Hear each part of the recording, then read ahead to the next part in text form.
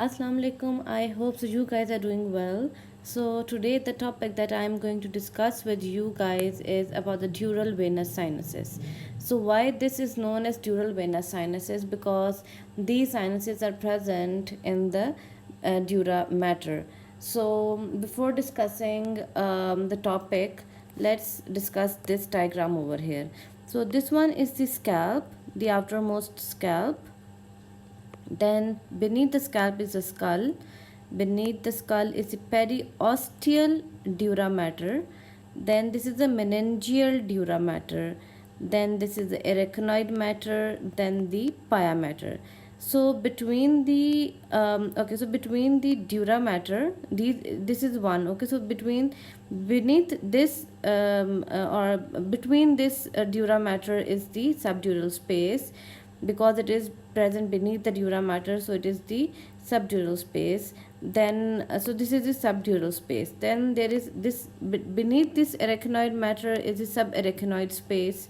um well, then we have this pia mater. So always remember that between arachnoid mater and pia mater we have subarachnoid space. Why I'm emphasizing on this subarachnoid space? Because the CSF is being produced by the choroid plexus present between these two layers. There is a choroid plexus, and it also has subarachnoid granulation. So the CSF is being produced by the choroid plexus, and which is reabsorbed by the arachnoid granulation. So very important. Just do memorize this thing. Very important in MCQs. So okay, now let's discuss this diagram. So this one is the superior sagittal sinus. The larger one is the superior sagittal sinus. And why it is very important? Because its main location of CSF return, because all the CSF, as I have said earlier, that arachnoid granulations are going to reabsorb the CSF. So the after getting reabsorbed by the arachnoid granulations, it is going to come back to this superior sagittal sinus. Very simple. Then beneath the superior sagittal sinus we have this inferior sagittal sinus. Then this is a great cerebral vein of Galen. So inferior sagittal sinus and inferior and the great cerebral vein of Galen combines to form the straight sinus. As it is, as you guys can see over here, that it is very straight in structure. So it's the, I guess so they just named it as straight sinus because it is straight. So as then these the sinuses join together over here and form the confluence of the sinuses, which then forms the transverse sinus. As it is horizontal now, so they named it as transverse sinus. Really simple. Straight sinus because it is straight, transverse sinus because it is horizontal. And as it is, this is a occipital area of the brain. So the sinus coming from the straight sinus is going to be the occipital sinus.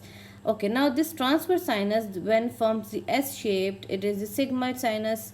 Then it is going to enter the jugular foramen, and after entering the jugular foramen it becomes internal jugular vein.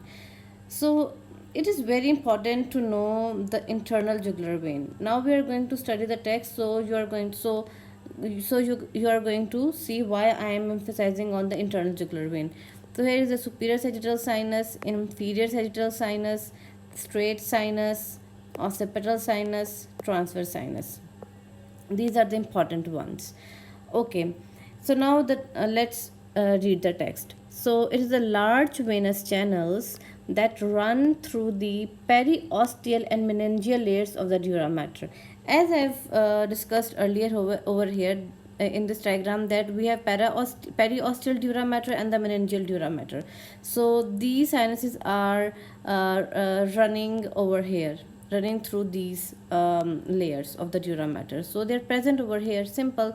Then they're going to drain. Now what is their function?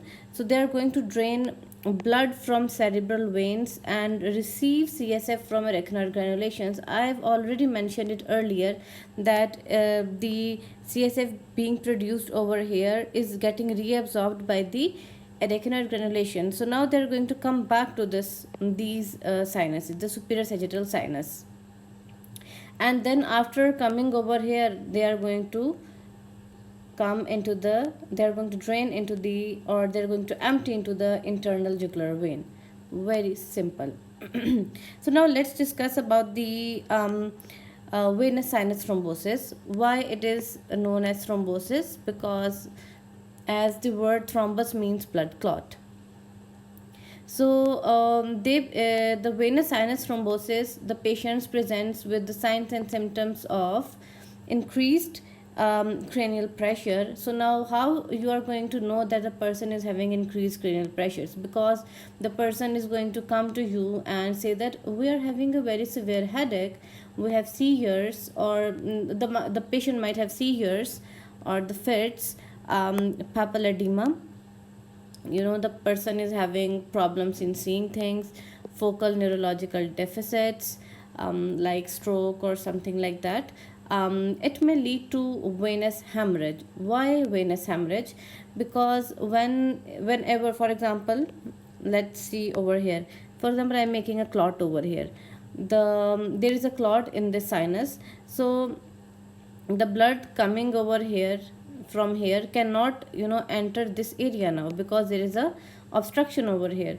So this is going to rupture this area, this vein, this sinus is going to rupture, so the blood is going to be pooling over here and causing the hemorrhage. So this sort of hemorrhage is going to be known as venous hemorrhage. It is actually associated with hypercoagulable states, and the hypercoagulable states includes pregnancy, OCP use, which is the oral contraceptive pills use, because they also thickens your blood. And if there is factor 5 Leiden deficiency as well, it is also going to thicken your blood, as it makes a lot of clots in the blood because of this factor deficiency. And pregnancy is itself a hypercoagulable state. So these persons can have venous sinus thrombosis, or any sort of trauma can also lead to that. So I hope you guys have understood this topic, and if you have, then do like and subscribe my channel. Thank you very much, and